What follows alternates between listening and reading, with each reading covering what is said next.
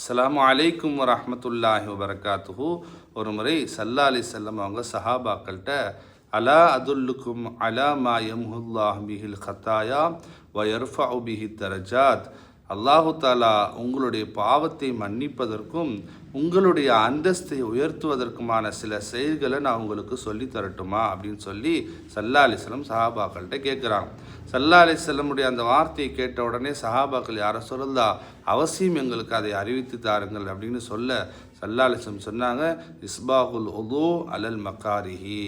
கடுமையான குளிர் நேரத்திலும் கூட ஒதுவை யார் பரிபூர்ணமாக செய்கின்றார்களோ அல்லாஹ் அவருடைய பாவங்களை மன்னிக்கின்றான், அவருடைய அந்தஸ்துகளை உயர்த்துகிறான் அப்படின்னு சொல்லி ஸல்லல்லாஹு அலைஹி வஸல்லம் சொல்கிறாங்க. அன்பானவர்களே, கடுமையான ஒரு குளிரை நாம் சந்தித்து கொண்டிருக்கின்ற இன்றைய சூழ்நிலையில் ஒது செய்யக்கூடிய அந்த நேரம், தொழுகைக்கான நேரம் வர்றப்போ நம்மெல்லாம் ஒது செய்வோம். அப்போ தண்ணி ரொம்ப கடுமையான குளிராக இருக்கும்.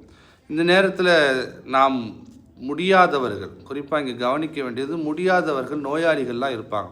இப்போ இவங்க தண்ணீரை பயன்படுத்தினால் நோய் அதிகமாயிரும் அப்படின்னு ஒரு நிலைமை இருந்தால் மார்க்கம் அந்த இடத்துல தயமம் செய்வதற்கான அனுமதி தருது.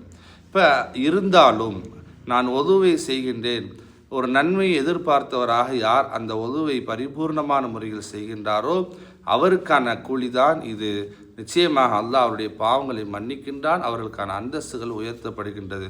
எனவே நாம் கடுமையான குளிரில் செய்யக்கூடிய அந்த ஒழுவினால் இப்பேற்பட்ட நன்மையையும் அந்தஸ்தையும் அல்லாஹ் வழங்குகின்றான் என்பதை நாம் உணர்ந்து ஒது செய்வோம். அல்லாஹ் நமக்கு அந்தஸ்தை உயர்த்தி நம்முடைய பாவங்களை மன்னிப்பானாக. அஸ்ஸலாமு அலைக்கும் வரஹ்மத்துல்லாஹி வபரகாத்துஹு.